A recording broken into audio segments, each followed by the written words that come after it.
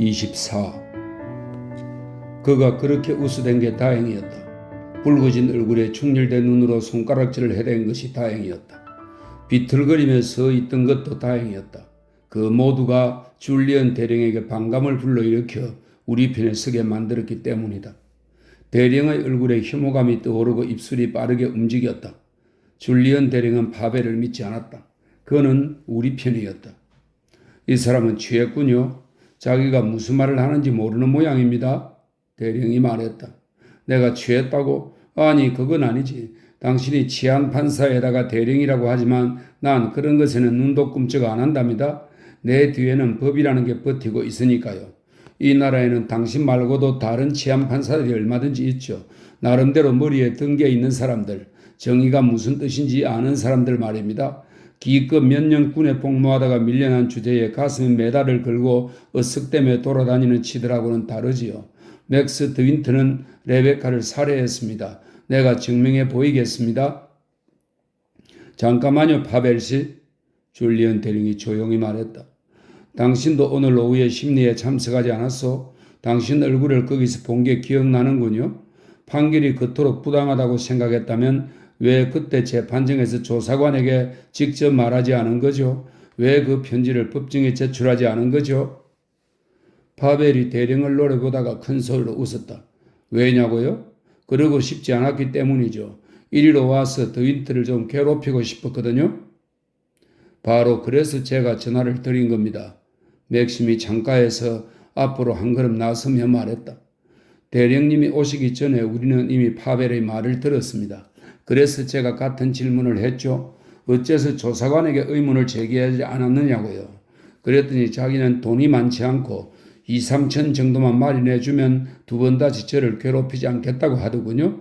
여기 있는 프랭크와 제 아내도 똑똑히 들은 얘기입니다. 확인해 보십시오. 정확히 그렇게 말했습니다. 이건 단순한 협잡질이 틀림없습니다. 프랭크가 말했다. 그렇군요. 하지만 문제는 이 협잡질이 그리 단순하지 않다는 데 있습니다. 아주 골치 아픈 상황을 야기할 수 있지요. 결국 협잡군이 감옥에 간다 해도 말입니다. 때로는 결백한 사람까지도 감옥에 가게 됩니다. 우리는 그런 일을 피하고 싶습니다. 파벨 씨, 당신이 내 질문에 제대로 답할 만큼 제정신인지 모르겠군요. 사안과 상관없는 얘기를 늘어놓지 않으신다면 더 빨리 일을 진행할 수 있겠습니다. 자, 방금 당신은 드윈트 씨에게 중대한 혐의를 씌웠습니다. 그 혐의를 뒷받침할 증거가 있습니까? 증거라고요? 젠장 무슨 증거가 더 필요하다는 거요? 배에 뚫린 구멍이 충분한 증거 아닌가요? 물론 아닙니다. 드윈트 씨가 그 구멍을 뚫는 장면을 목격한 증인을 데려오지 않는다면 증거가 될 수 없지요. 증인이 있습니까? 증인 따위는 필요 없지요. 당연히 드윈트가 뚫었으니까. 대체 다른 누가 레베카를 죽이려 했겠소? 캐리스의 인구는 충분히 많습니다. 집집마다 돌아다니면서 물어보시면 어떨까요? 저 같으면 그렇게 하겠습니다. 드윈트 씨에게 불리한 증언을 해줄 증인을 거기서 구하지 못한다면 더 이상 떠들지 않는 게 좋을 겁니다. 아, 알겠습니다. 드윈트 씨 손을 들어주겠다 이거군요. 드윈트 씨 편에 서시겠다고요? 뭐 집에 드나들면서 함께 식사하는 사이니 그러기도 하시겠죠. 이 동네에서 드윈트 씨는 대단한 분 아닙니까? 맨들리 소유주이니까 이 한심한 속물 같으니라고. 파벨 씨, 말 조심하는 게 좋을 겁니다. 나 정도는 얼마든지 눌러버릴 수 있다고 생각하는 거겠죠. 내가 감히 소송을 하지는 못할 거라고 여기겠죠. 좋소. 그럼 증거를 대겠소. 드윈트는 나 때문에 레베카를 죽인 거요. 우리가 연인 사이라는 걸 그는 알고 있었죠. 그리고 질투에 불탔어요. 레베카가 해변의 돌집에서 나를 기다린다는 걸 알고는 그날 밤 거리로 가서 죽여버린 겁니다. 시체를 보트에 싣고 바다로 나가 가라앉혀버렸고요. 그럴듯한 이야기군요, 파벨 씨. 하지만 역시 증거는 없어요. 그걸 증언할 증인을 찾아오면 당신 얘기를 진지하게 받아들이겠습니다. 나도 해변의 그 돌집을 압니다. 소풍하기 좋은 곳이죠. 드윈트 부인은 그 집에 보트 관련 용구를 넣어두었지요. 그 해변에 방갈로 몇십 채가 쭉 늘어서 있는 상황이라면 당신 주장이 설득력을 가질지 모르겠습니다. 그렇다면 누군가는 사건을 지켜보았을 가능성이 크니까요. 잠깐만요. 그날 밤 혹시 드윈트치를 본 사람이 있을지도 모르겠습니다. 파벨이 천천히 말했다. 그래요. 가능성이 꽤 크죠. 확인할 만한 가치는 있어요. 내가 증인을 데려오면 여러분은 무엇라고 하실까요? 줄리언 대령이 어깨를 으쓱였다. 프랭크가 묻는 듯한 눈길을 맥심에게 던졌다. 맥심은 말이 없었다. 그저 파벨만 바라보고 있었다. 갑자기 파벨의 말뜻이 무엇인지 분명해졌다. 누구 얘기를 하고 있는지가 말이다. 나는 순간적으로 공포에 휩싸였다. 파벨의 말이 옳았다. 그날 밤 사건의 목격자가 있었던 것이다. 토막토막 끊어진 문장들, 정신 나간 바보가 생각 없이 내뱉는 말로만 여겼던 단어들이 떠올랐다. 여자는 바다로 갔어. 다시 돌아오지 않지? 아무 말 안 했어. 조각조각 갈라지는 거야. 지금쯤이면 물고기들이 다 먹어치웠을 거야. 그렇지? 베인이 알고 있었던 것이다. 살짝 돌아버린 베인이 모든 것을 지켜보았던 것이다. 맥심이 혼자 보트를 끌어내고 구명정을 끌어내리는 모습을 목격한 것이다. 내 얼굴에서 핏기가 가시는 것이 느껴졌다. 나는 의자 쿠션에 등을 기대었다. 늘 해변에서 시간을 보내는 미친놈이 하나 있지요. 항상 그 근처를 헤매고 다니는 놈이에요. 거기서 레베카를 만날 때 자주 보았어요. 숲에서 자기도 하고 날이 춥지 않으면 해변에서도 잠을 자지요. 머리가 돈놈이니까 나서서 말하지는 않겠지만 그날 밤에 뭘 보았는지 캐물으면 돼요. 그놈이 상황을 보았을 가능성이 아주 큽니다. 그가 누구죠? 지금 이 사람이 무슨 얘기를 하는 겁니까? 줄리언 대령이 물었다. 벤 얘기를 하는 겁니다. 다시 한번 맥심을 바라보면서 프랭크가 말했다. 우리 영지 소작연의 아들이죠. 하지만 정신이 온전치 않으니 정인이 되기는 어렵습니다. 태어날 때부터 바보였습니다. 그게 무슨 상관이란 말이야? 바벨이 소리를 높였다. 그놈한테도 눈이 있다고. 자기가 본 걸 기억할 테고. 네, 아니요. 대답만 하면 그만이잖아. 이제 슬슬 겁이 나시는 모양이군. 자신만만했던 게 아니었나? 그 사람을 데려와 확인해 볼 수 있을까요? 줄리언 대령이 물었다. 물론 가능합니다. 맥심이 대답했다. 얼른 벤의 어머니 집에 다녀오면 되니까요. 프랭크, 어서 로버트에게 그렇게 지시하게. 프랭크가 머뭇거렸다. 그는 힐끗 내 쪽을 바라보았다. 자, 어서 이 일을 빨리 마무리 지어야 하지 않겠나? 프랭크가 방을 나갔다. 나는 다시금 명시 끝이 아파왔다. 몇 분 후 프랭크가 돌아왔다. 로버트가 내 차를 가져갔네. 베인이 집에 있다면 아마 10분 안에 도착할 걸세. 이렇게 비가 내리니 분명 집에 있을 겁니다. 파벨이 끌끌 웃으며 맥심을 노려보았다. 내가 그놈 입을 열게 만들어 드리죠. 파벨의 얼굴은 시뻘겋게 달아올랐다. 흥분한 탓인지 땀도 흘렸다. 이마에 땀방울이 맺혔다. 나는 그의 목깃 위로 목살이 불룩 튀어나온 모습을, 그래서 귀가 목깃 바로 위에 붙어있는 모습을 바라보았다. 그는 머지않아 추악한 모습으로 변할 것이었다. 벌써 망가지기 시작했다. 그는 또다시 담배를 집어들었다. 당신들은 여기 맨들리에서 다 한 통속이잖아. 누가 누구를 무너뜨리거나 하는 일은 없지. 치안판사조차도 마찬가지고. 물론 여기서 새색시는 예외로 해야지. 어떤 아내가 남편한테 불리한 증언을 하겠어? 그럴 리도 같은 상황이야. 진실을 말하면 직장을 잃게 될 테니. 게다가 그의 마음속에는 나에 대한 악감정도 있거든. 그럴 리. 자네는 레베카와 별 재미를 보지 못했지. 그러기에는 정원 산책로가 너무 짧았나? 하지만 이번에는 훨씬 쉽겠어. 새색시가 기절할 때마다 기꺼이 자네의 듬직한 팔에 몸을 맡길 테니까 그 남편이 죗값을 치르게 되면 또다시 자네 팔이 필요하게 되겠군. 다음 일은 순식간에 일어났다. 얼마나 순식간인지 맥심이 움직이는 것도 보지 못했다. 어떻든 다음 순간 파벨이 비틀거리다가 바닥으로 쓰러졌다. 맥심은 그 옆에 서 있었다. 토할 것 같은 기분이었다. 파벨에게 한 방 먹여서 맥심이 오히려 타락하는 것 같았다. 내가 모르는 새에 그런 일이 일어났다면 좋았을 텐데. 내가 그 자리에 있지 않았다면 좋았을 텐데. 줄리언 대령은 말이 없었다. 침착한 표정이었다. 그는 남자들에게서 돌아서더니 내 곁으로 왔다. 부인께서는 위층으로 올라가시는 편이 좋겠습니다. 대령이 조용히 말했다. 나는 고개를 저었다. 아니에요. 그렇게 하지 않을래요. 저 사람은 무슨 말이든 찌꺼릴 수 있는 상태입니다. 부인께서 방금 보신 광경도 그리 아름답지는 않았고요. 물론 남편분께서 하신 행동은 당연합니다만 부인께서 지켜볼 일은 아니죠. 나는 대답하지 않았다. 파벨이 천천히 일어섰다. 그는 힘들게 몸을 가누면서 소파에 앉아 손수건을 꺼내더니 얼굴을 닦았다. 마실 것 좀 주시오. 마실 것을. 맥심이 파벨을 쳐다보았다. 프랭크가 방에서 나갔다. 우리 모두 말이 없었다. 프랭크가 쟁반에 위스키와 소다수를 받쳐들고 왔다. 그리고 둘을 섞어 위스키 소다를 만들어서 파벨에게 건네주었다. 파벨은 동물처럼 꿀꺽대며 마셨다.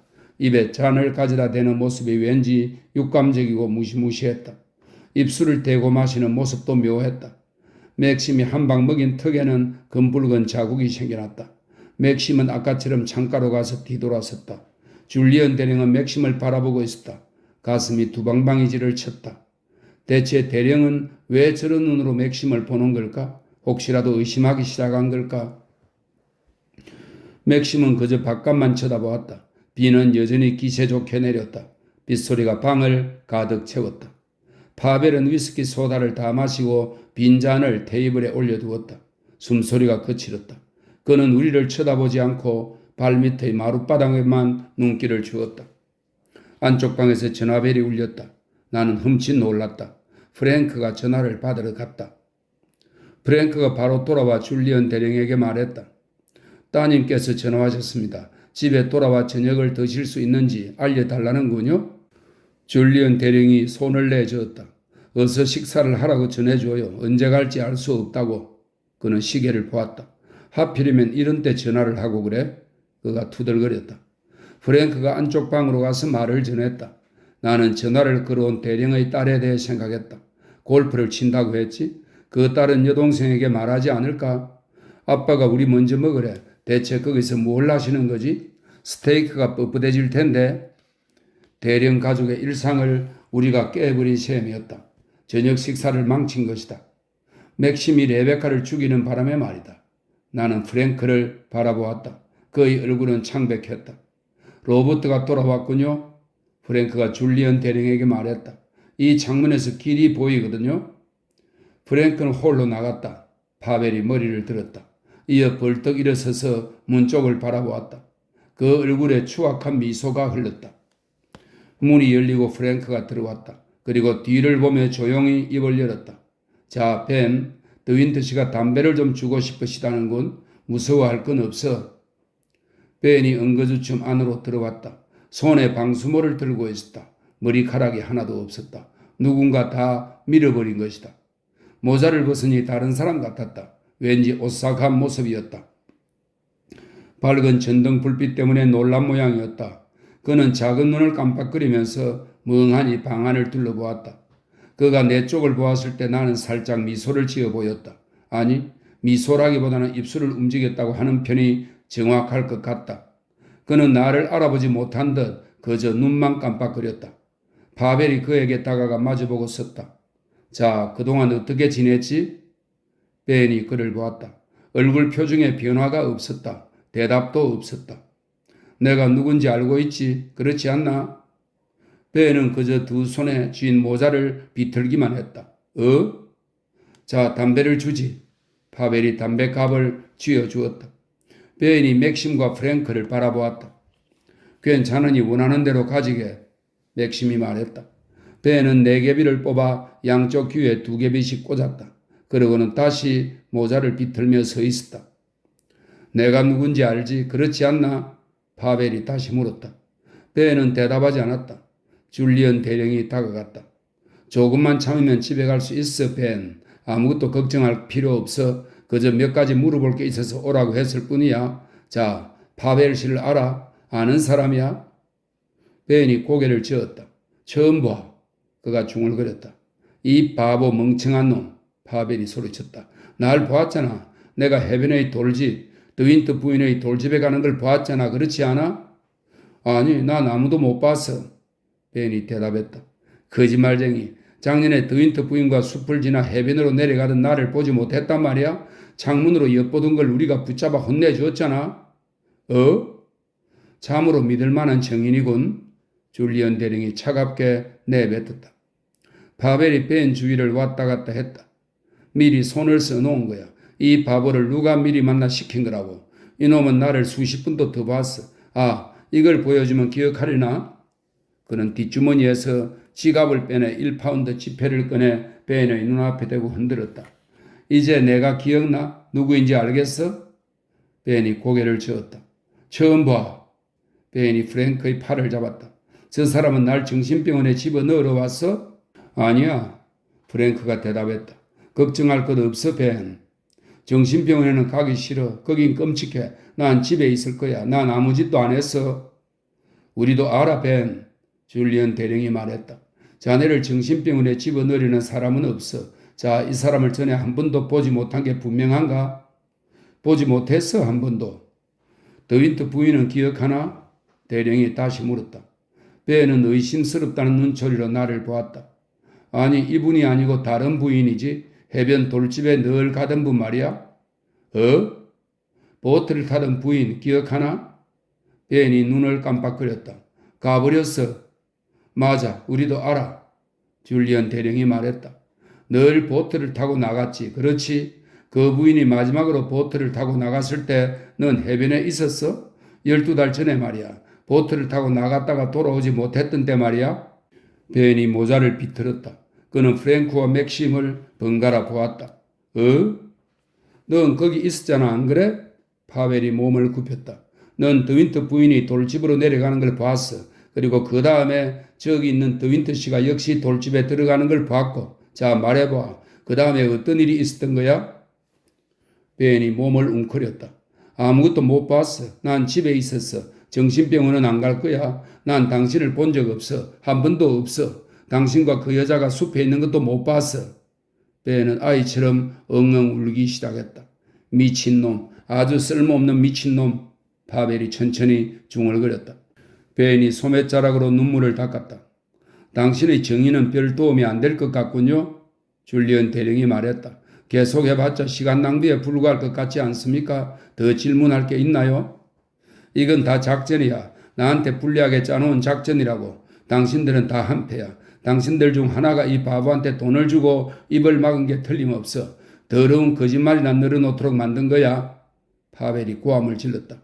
이제 벤은 집으로 돌려보내는 게 좋겠습니다. 줄리언 대령이 말했다. 그러지요. 맥심이 대답했다. 벤, 로버트가 자네를 다시 집으로 데려다 줄 거야. 아무도 널 정신병원에 보내지 않을 테니 안심해. 로버트에게 부엌에서 먹을 것을 좀 챙겨주라고 하게. 고기든 뭐든 벤이 좋아하는 것으로. 시킨 대로 잘 해냈으니 돈도 줘야 하지 않겠나? 파벨이 이죽거렸다. 하루치 일당은 충분히 받을 만한 걸. 그렇지? 프랭크가 벤을 데리고 나갔다. 줄리언 대령이 맥심을 보았다. 그 사람은 완전히 겁에 질려 있더군요. 사시나무 떨듯 온몸을 벌벌 떨고 말입니다. 누구한테 괴롭힘을 당하는 건 아닐 테지요? 그런 일은 없습니다. 남한테 피해를 주는 사람도 아니고요. 언제든 해변에서 지낼 수 있게 하고 있습니다.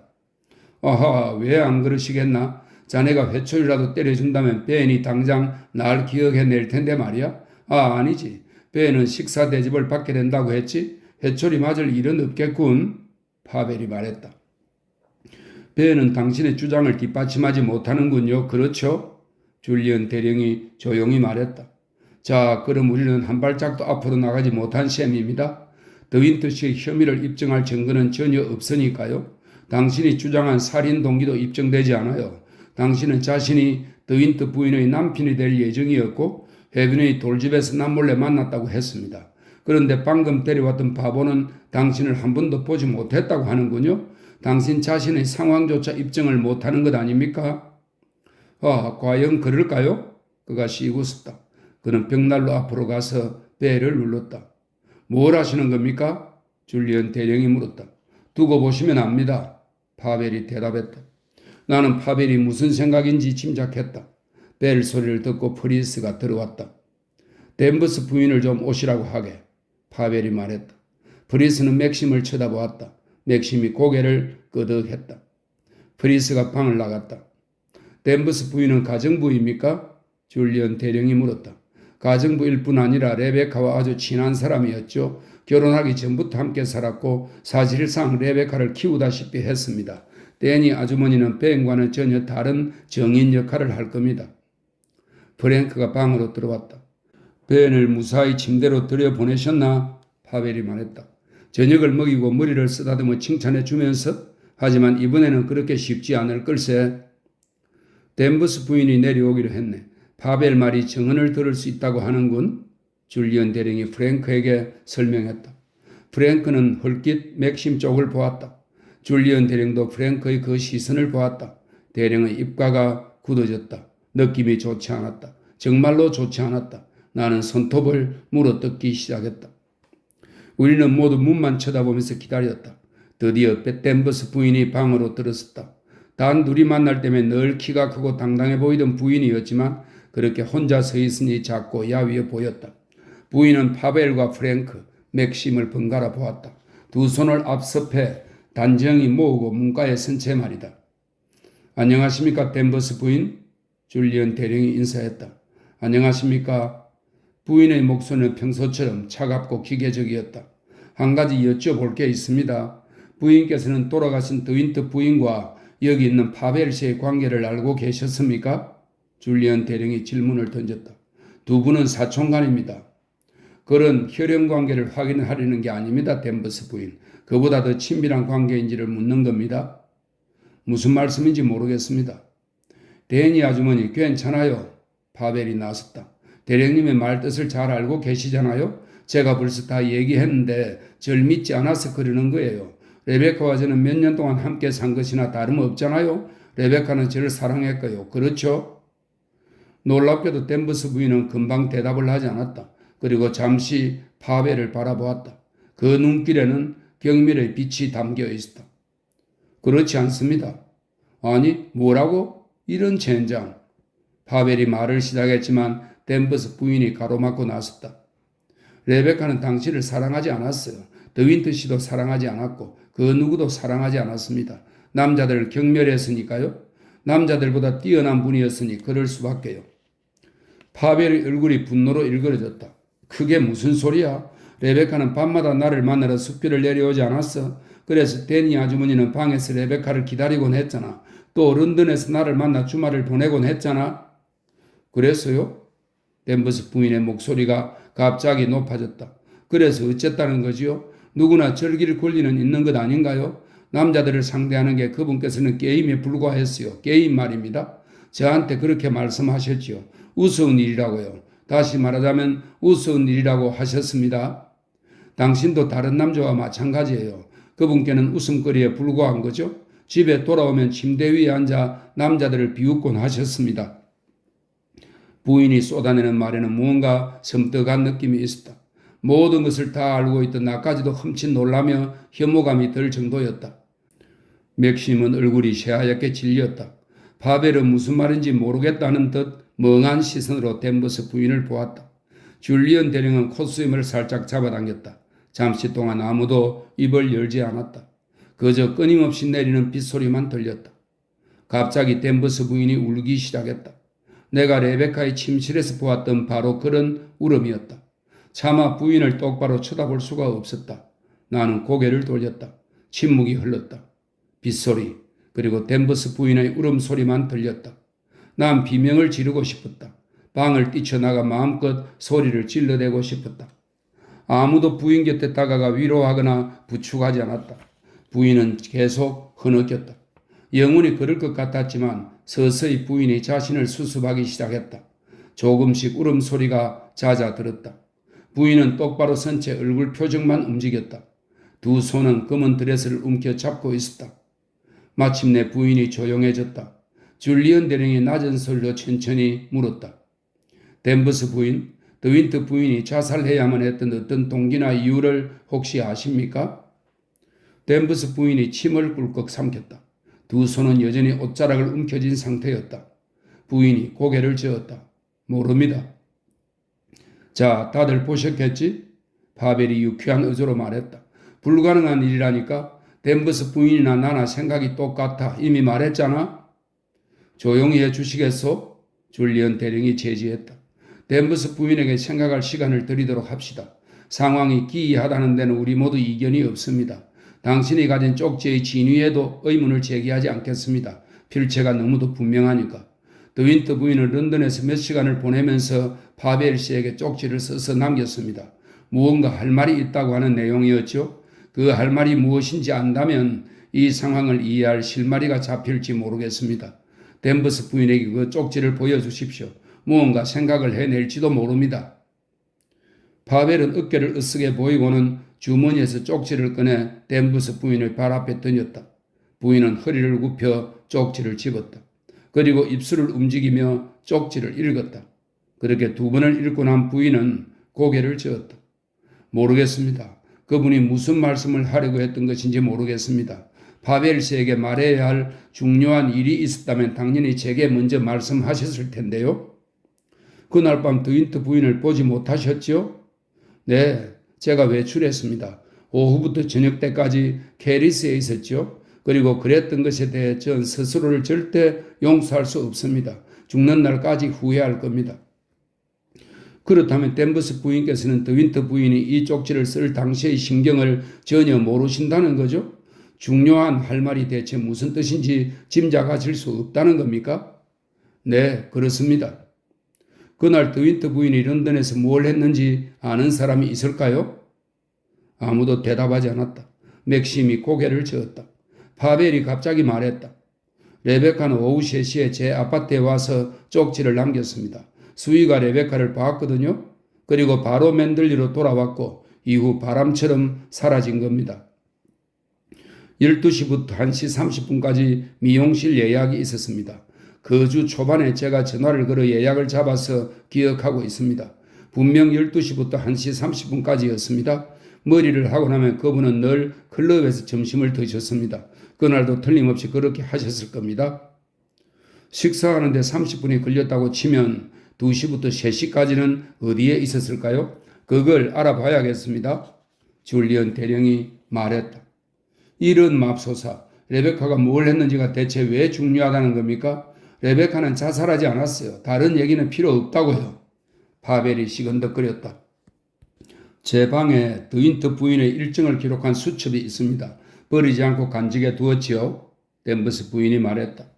더윈트 씨는 그걸 보여달라고 하신 적이 한 번도 없었고요. 그날 무슨 약속이 있었다면 아마 거기 적어 두셨을 겁니다. 그런 면에서는 틀림이 없는 분이었으니까요. 모든 일정을 적어 두었다가 끝나는 대로 가위표를 하셨죠. 필요하다고 생각되시면 제가 바로 가져오겠습니다. 더윈트 씨, 당신 생각은 어떻습니까? 우리가 그 수첩을 봐도 괜찮겠습니까? 줄리언 대령이 맥심에게 물었다. 당연하지요. 안 괜찮을 까닭이 있습니까? 맥심이 대답했다. 다시 한번 대령이 맥심에게 궁금하다는 듯한 시선을 던졌다. 나는 그 시선을 놓치지 않았다. 이번에는 프랭크도 그것을 보았다. 프랭크는 맥심을 바라보고 이어 내 쪽을 보았다. 나는 그 자리에서 일어나 창가로 다가갔다. 비 내리는 기세가 한풀 꺾여 있었다. 폭우는 지나갔다. 이제 빗줄기는 조용하고 부드러웠다. 어느새 회색빛 저녁 하늘이었다. 어두운 잔디밭에 물이 철철 흘렀고 나무들은 몸을 움츠린 듯 했다. 위층에서 어느 하녀가 커튼을 내리고 덧창을 닫았다. 어김없이 일상이 반복되는 중이다. 커튼이 내려지고 구두는 광을 내기 위해 아래로 내려보내지고 화장실 의자에는 수건이 걸리고 욕조에는 물이 채워지는 것이다. 침대 볼을 긋고 슬리퍼도 의자 아래 가지런히 두겠지. 그런데 우리는 서재에 모여 앉아 말이 없다. 맥심의 목숨이 위태롭다는 것을 알면서도 뭐라 입을 떼지 못한다. 가볍게 문을 여닫는 소리에 나는 뒤돌아섰다. 댄버스 부인이 수첩을 들고 나타난 것이다. 제 말 그대로입니다. 부인이 조용히 말했다. 일정을 적어두셨군요. 자, 여기가 그분이 돌아가시던 날의 일정입니다. 댄버스 부인이 붉은 가죽 표지의 작은 수첩을 펼쳤다. 그리고 줄리언 대령에게 건네주었다. 다시 한번 대령은 안경을 꺼냈었다. 대령이 수첩의 내용을 확인하는 동안 긴 침묵이 흘렀다. 그 순간 대령이 수첩을 살피고 우리는 가만히 서서 기다리고 있던 그 순간이 내게는 그날 저녁의 다른 어떤 시간보다 공포스러웠다. 나는 주먹을 꽉 쥐었다. 손톱이 손바닥을 파고들었다. 차마 맥심의 얼굴을 볼 수가 없었다. 내 심장이 이렇게 쿵쾅거리는 소리를 줄리언 대령이 듣고야 말 거야. 아, 대령이 말했다. 손가락은 수첩 한중간에 멈춰 있었다. 무언가 알아낸 것이다. 무언가 끔찍한 일이 곧 일어날 것만 같았다. 그렇습니다. 여기 있습니다. 댄버스 부인 말씀대로 12시에 미용실이라고 적혀 있군요. 그 옆에 가위표를 쳐놓았고요. 그러니까 약속대로 미용실에 갔던 거요. 자, 여기 또 다른 게 있어요. 2시에 베이크라고 써놨습니다. 베이크는 누굽니까? 대령은 먼저 맥심을 보았다가 그가 고개를 젓자 댄버스 부인 쪽으로 시선을 돌렸다. 베이크라고요? 댄버스 부인이 그 이름을 되풀이했다. 베이크라는 분과 알고 지내셨던 것 같지는 않은데요. 전에 한 번도 들어본 적이 없는 이름입니다. 자, 여길 보십시오. 줄리언 대령이 부인에게 수첩을 넘겨주었다. 직접 확인해 보시지요. 베이크라는 이름 옆에 더윈트 부인이 가위표를 쳐놓았습니다. 그러니까 그날 이 사람을 만났던 겁니다. 댄버스 부인은 수첩에 적힌 이름과 그 옆에 쳐진 가위표를 골똘히 바라보았다. 베이크라. 베이크가 누구인지 알아낸다면 문제의 핵심에 좀 더 다가갈 수 있을 것 같습니다. 줄리언 대령이 말했다. 혹시 채권자에게 시달리거나 하는 일은 없었습니까? 댄버스 부인이 대령에게 경멸 어린 눈길을 던졌다. 그분께 그럴 일은 절대 없습니다. 혹시 협잡군이었을지도 모르죠? 줄리언 대령이 파벨을 힐끗 보면서 덧붙였다. 댄버스 부인은 고개를 저었다. 베이크라. 더윈트 부인을 위협하거나 미워하는 사람 혹은 더윈트 부인이 무서워하는 사람은 없었나요? 그분께서 무서워한다고요? 댄버스 부인이 되물었다. 그분께서는 누구도 그 무엇도 무서워하시지 않았습니다. 단 한 가지 걱정하셨던 게 있긴 했지요. 늙고 병들어 결국 죽게 된다는 생각이었습니다. 여러 번 그런 말씀을 하셨습니다. 데니 아주머니 죽을 때는 빨리 가고 싶어 촛불이 꺼지듯 순간적으로 라고요. 그래서 사고가 난 후 저는 그나마 자신을 위로할 수 있었습니다. 물에 빠져 죽는 건 고통이 없다고 하니까요. 그게 맞는 말인가요? 댄버스 부인이 줄리언 대령에게 묻는 듯한 눈길을 보냈다. 대령은 대답하지 않았다. 그는 콧수염을 잡아당기며 머뭇거렸다. 그리고 또다시 맥심을 쳐다보았다. 이게 다 무슨 난리랍니까? 파벨이 앞으로 한 걸음 나가면서 말했다. 우리는 완전히 핵심에서 벗어나 버렸어요. 베이크가 누군지 무슨 상관이죠? 그가 사건과 어떤 관계가 있다는 겁니까? 스타킹이나 화장품을 파는 상인의 모양이죠. 조금이라도 중요한 사람이었다면 데니 아주머니가 몰랐을 리 없으니까요. 레베카는 데니 아주머니에게는 비밀이 없었거든요. 나는 댄버스 부인을 보고 있었다. 부인은 수첩 여기저기를 뒤적거리는 중이었다. 그러다가 갑자기 탄성을 질렀다. 여기 무언가 있습니다. 이 뒤쪽 전화번호부예요. 베이크라는 이름과 0488이라는 번호군요. 교환번호는 없습니다만. 대단하군 데니 아주머니. 파벨이 말했다. 이제 아주 탐정이 다 되었는걸. 12달 전에 진작 그러지 그랬어요. 그랬다면 얼마나 좋았을까? 베이크의 번호가 나온 셈이군. 줄리언 대령이 말했다. 0488이라. 그런데 어째서 교환번호를 안 적어두었을까? 그깟 런던의 모든 교환국에 걸어보면 되죠. 밤새도록 걸어본들 그게 대수겠습니까? 맥스야 전화요금에 신경 쓸 사람은 아니고요. 그렇지 맥스? 자네는 게임을 계속하고 싶겠지. 나도 그러네. 전화번호 옆에 무슨 표시가 있습니다. 의미 있는 표시인지도 모르겠군요. 줄리언 대령이 말했다. 댄버스 부인 한번 확인해 보시죠. 이건 M자일까요? 댄버스 부인이 다시 수첩을 받아들었다. 그럴지도 모르겠습니다. 평소 필체하고는 좀 다르지만 급하게 갈겨 쓰셨다면 이렇게 보일 수도 있겠군요. 메이페어 0488이군? 파벨이 말했다. 정말 대단해. 난 천재야. 그런가? 맥심이 담배에 불을 붙였다.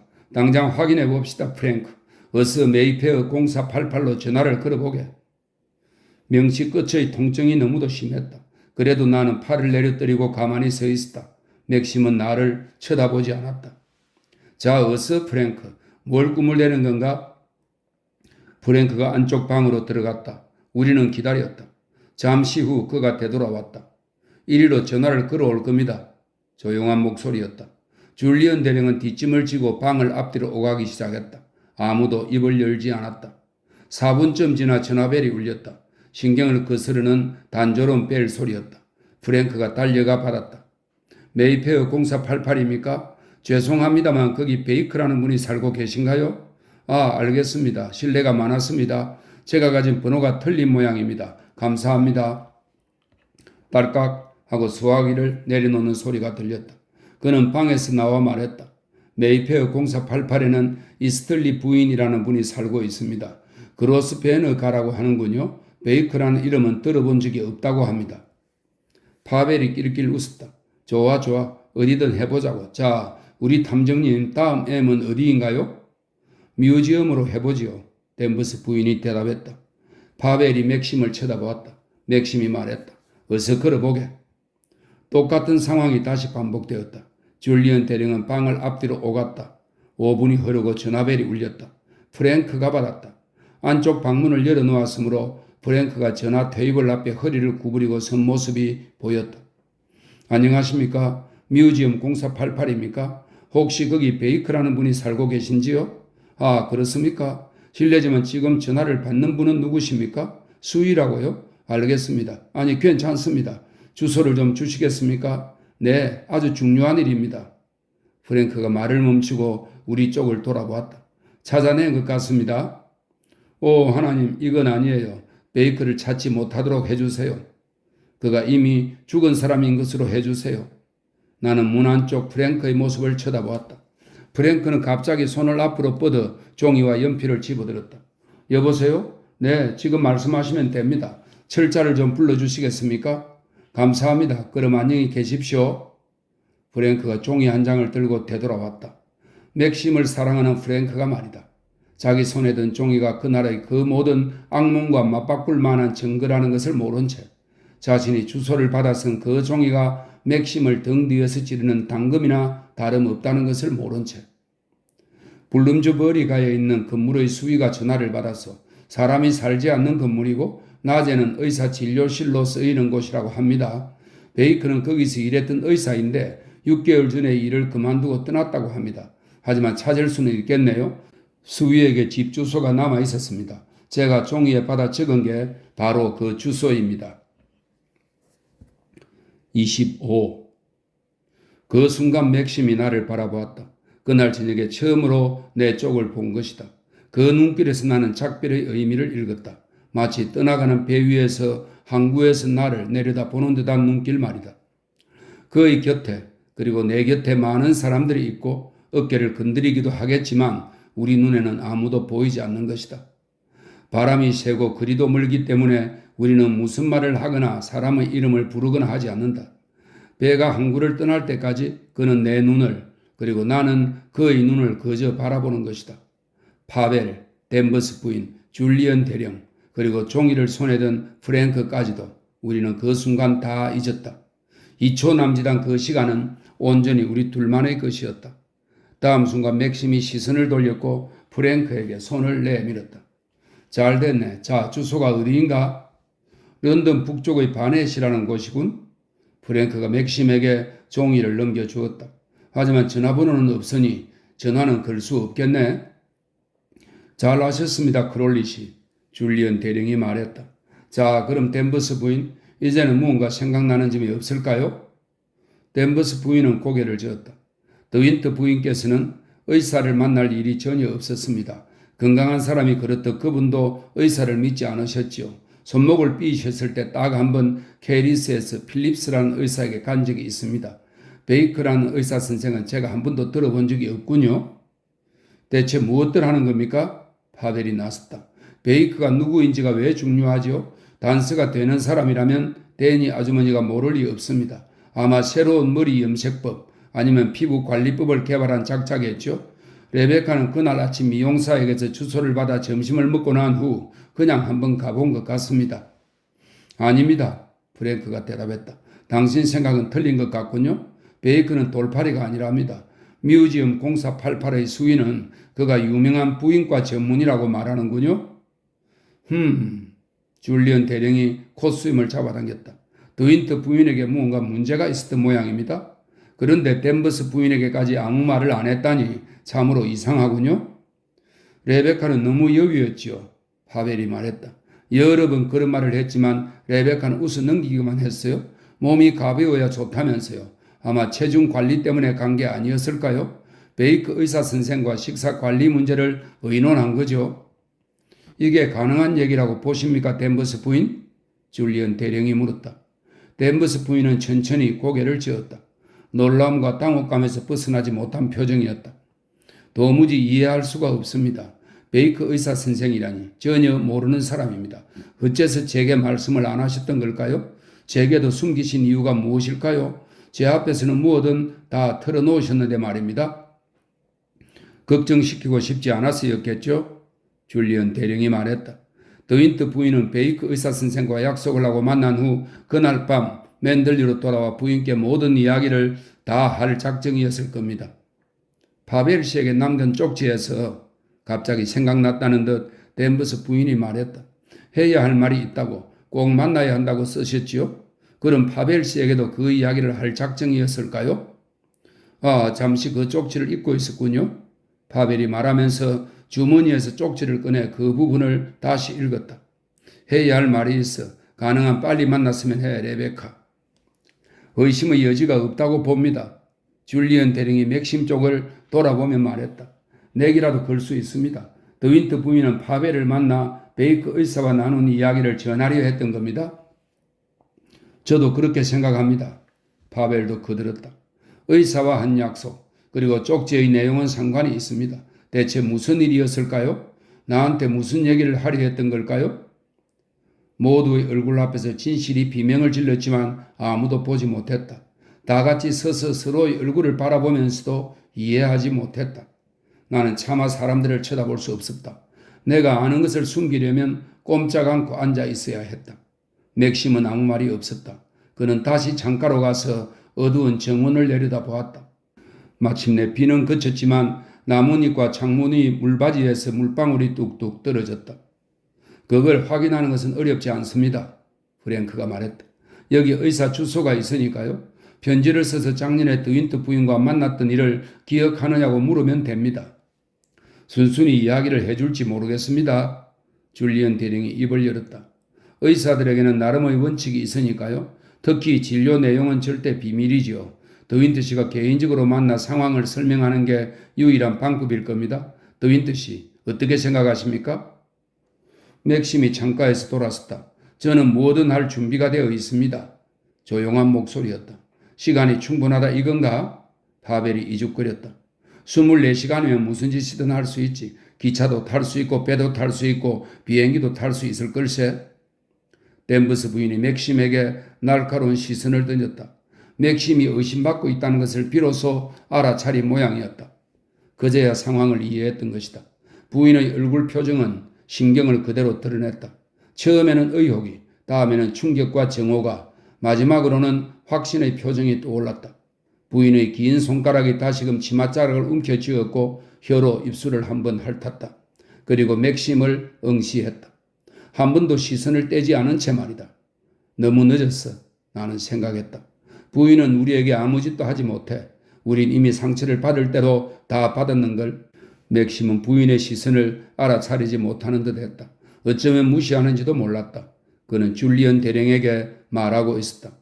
어떻게 하면 좋겠습니까? 내일 아침에 일어나 반에서 이 주소로 찾아갈까요? 미리 전보를 쳐서 찾아가겠다고 알릴 수도 있고요. 혼자 가도록 할 수는 없지. 파벨이 우스댔다. 나도 같이 갈 권리가 있지 않을까요? 웰치 조사관을 동행시키는 것도 좋을 테고요. 댄버스 부인이 맥심을 그만 노려보았으면 이제 프랭크도 그 시선을 눈치챘다. 그는 부인을 바라보면서 당황하고 불안해하는 눈치였다. 프랭크는 자기 손에 들린 종이를 흘낏 내려다 보았다. 그리고 맥심 쪽으로 눈길을 돌렸다. 어렴풋이나마 그 종이의 의미를 깨달았는지 그는 얼굴이 새하얗게 질려 종이를 테이블에 내려놓았다. 아직은 웰치 조사관까지 불러올 필요는 없을 것 같습니다. 줄리언 대령의 목소리가 달라졌다. 공식적으로 변했다. 그가 아직은 이라는 표현을 쓴 것이 마음에 들지 않았다. 대체 왜 그런 표현을 사용하는 것일까? 제가 더윈트 씨와 동행의 모든 상황을 다 지켜보고 함께 돌아온다면 만족하시겠습니까? 대령이 파벨에게 물었다. 파벨은 맥심을 쳐다보고 이어 줄리언 대령을 보았다. 무언가 열심히 계산하는 듯한 추악한 표정이었다. 푸른 두 눈에는 승리의 빛이 흘렀다. 네, 좋습니다. 하지만 만일을 위해 저도 동행하고 싶은데 괜찮을까요? 안 될 것은 없습니다. 줄리언 대령이 대답했다. 유감스럽지만 당신에게도 권리가 있다고 판단되는군요. 하지만 술에 취하지 않은 상태에서만 동행을 허락하겠습니다. 그 점은 걱정 안 하셔도 됩니다. 파벨이 빙그레 웃었다. 멀쩡한 정신으로 갈 테니까요. 몇 달 안에 맥스에게 유죄를 선고할 재판관처럼 멀쩡한 정신으로 말입니다. 결국은 베이커라는 의사가 내 주장을 뒷받침해 줄 것 같군요. 그는 우리를 하나씩 돌아보더니 웃으댔다. 마침내 그도 의사를 찾아가는 일의 중요성을 깨달은 모양이었다. 자, 그럼 내일 아침 몇 시에 출발할까요? 파벨이 웃음을 거치고 물었다. 줄리언 대령이 맥심을 보았다. 아침 몇 시까지 준비하실 수 있습니까? 언제든 좋습니다. 9시면 어떨까요? 네, 9시로 합시다. 저자가 밤중에 도망가 버리면 어쩌지요? 남몰래 빠져나가 자기 차를 몰고 사라지면 그만이지 않습니까? 파벨이 지적했다. 제 약속만으로 충분하지 않다는 겁니까? 맥심이 줄리언 대령에게 물었다. 그리고 처음으로 줄리언 대령이 머뭇거렸다. 그는 프랭크를 헐깃 보았다. 맥심의 얼굴이 붉게 달아올랐다. 관자놀이에서 맥박뛰는 모습이 보였다. 댄버스 부인, 맥심이 천천히 말했다. 저와 드윈트 부인이 오늘 밤 침실로 가면 바깥에서 문을 잠가 주시겠습니까? 그리고 아침 7시에 저희를 깨워 주십시오. 그렇게 하겠습니다. 댄버스 부인이 여전히 맥심을 응시하며 대답했다. 두 손으로 치맛자락을 움켜쥔 채로 말이다. 그렇게 하면 되겠습니다. 줄리언 대령이 무뚝뚝하게 말했다. 이제 오늘 밤에는 더 이상 할 일이 없는 것 같습니다. 내일 아침 9시에 다시 오겠습니다. 드윈트 씨. 그 차에 저도 함께 탈 수 있겠지요? 물론입니다. 파벨 씨는 본인 차로 따라오시겠습니까? 꼭 붙어 따라가겠습니다. 파벨이 대답했다. 줄리언 대령이 내게 다가와 손을 잡고 인사했다. 그럼 안녕히 주무십시오. 저녁 내내 이렇게 괴롭혀드려 무엇라 사과해야 할지 모르겠습니다. 가능하면 남편분이 일찍 잠자리에 들도록 해주십시오. 내일은 힘든 하루가 될 겁니다. 그는 잠시 내 손을 잡고 있더니 돌아섰다. 그러면서도 묘하게 내 눈길을 피했다. 내 뺨에만 시선을 고정하면서 말이다. 대령이 방을 나설 때 프랭크가 문을 열고 전송했다. 파벨은 몸을 굽히고 테이블 위의 담배합에서 담배를 한 움큼 꺼내 자기 담배갑에 채워 넣었다. 남아서 저녁까지 먹고 가라는 인사는 안 하시겠죠? 파벨이 물었다. 아무도 대답하지 않았다. 그는 담배 한 개비를 물고 불을 붙인 뒤 연기를 내 뿜었다. 그렇다면 큰 길가의 여관에서 조용한 시간을 보내야겠군. 사팔뜨기 여급을 보면서 말이야. 끔찍한 밤이 될 거야. 그래도 괜찮지. 내일이 기대되니까. 그럼 데니 아주머니 잘 자요. 맥스 방을 잠가 놓는 것 잊지 말아야 해요. 그는 내게 다가와서 손을 내밀었다. 나는 겁먹은 아이처럼 두 손을 등 뒤에 감추었다. 파벨은 끌끌 웃으며 허리를 굽혀 인사했다. 참으로 고약하다고 생각하시겠죠? 저 같은 망나니가 찾아와 저녁 시간을 망쳐버렸으니 말입니다. 괜찮습니다. 앞으로 흥미진진한 일이 기다리고 있으니까요. 신문마다 부인 이야기가 도배될 겁니다. 몬테카를로에서 맨들리로 살인자의 어린 신부 이야기 같은 제목이 달려서 말입니다. 다음번에는 운이 좀 좋기를 바랍니다만. 그는 방을 가로질러 문으로 나가면서 창가에서 있는 맥심에게 손을 흔들었다. 그럼 곧 만나세. 좋은 꿈 꾸라고. 잠긴 문 안에서 편안한 밤 보내게.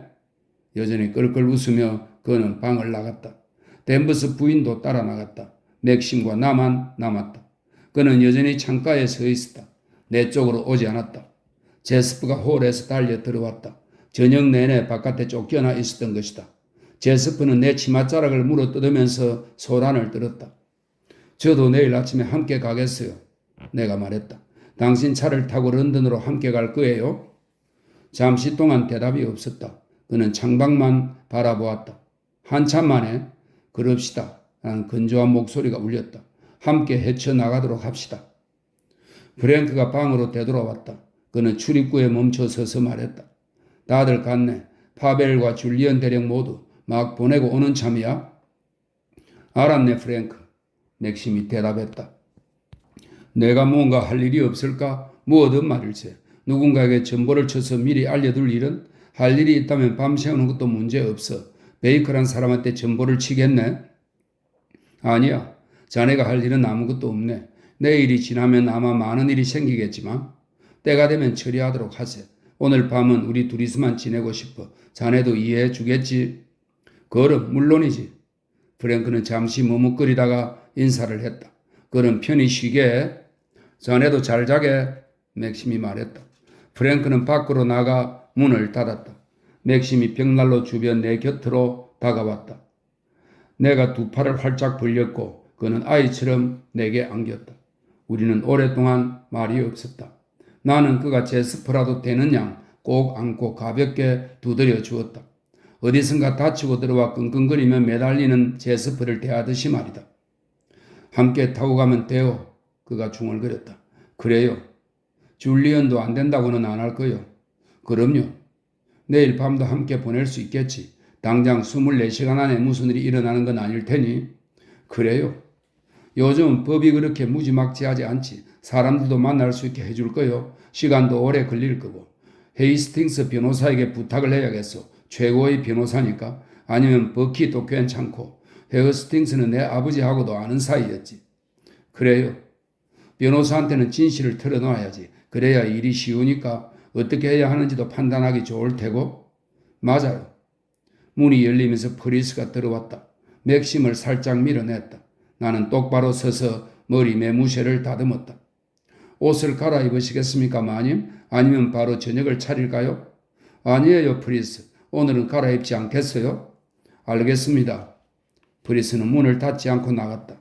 로버트가 뒤따라 들어와 커튼을 내리고 쿠션의 위치를 바로잡고 테이블 위에 놓인 신문과 책들을 정리했다.